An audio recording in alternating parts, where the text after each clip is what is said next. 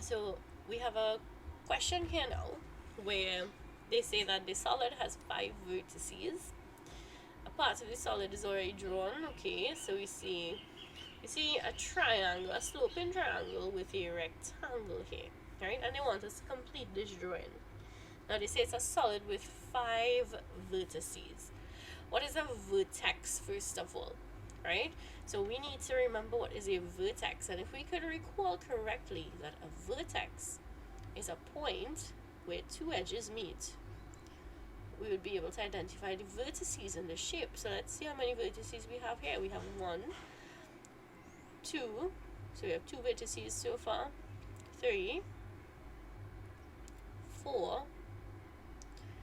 And look at that, there's a vertex here as well, so this is 5. So we have 5 vertices already. So that means we're not missing any vertices. What we're missing would be the, what do we call these straight lines here? What do we call these lines that go from one vertex to the other? We call them edges.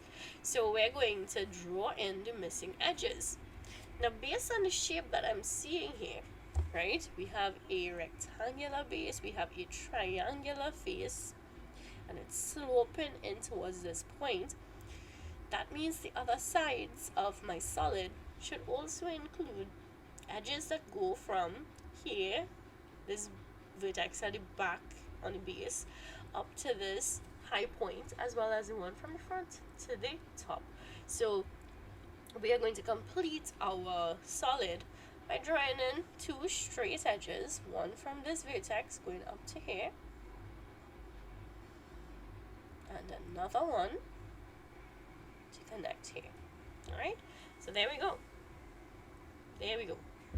We have our complete drawing. Alright, so this is what our solid will look like when we complete it. And just for drawing in those edges, you'll get a mark. Alright, so this is a knowledge-based type question. Now from here, they're asking us to state the number of edges, right? We want to know how many edges are there in the solid. So let's count all our straight edges. We know that we've just added in 2 of those edges. So those are the first 2 that we'll count. So those are 2.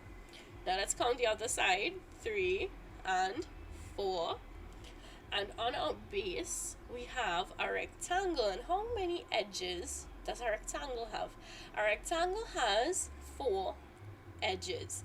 So we're adding in 1, 2, 3, 4 edges for base.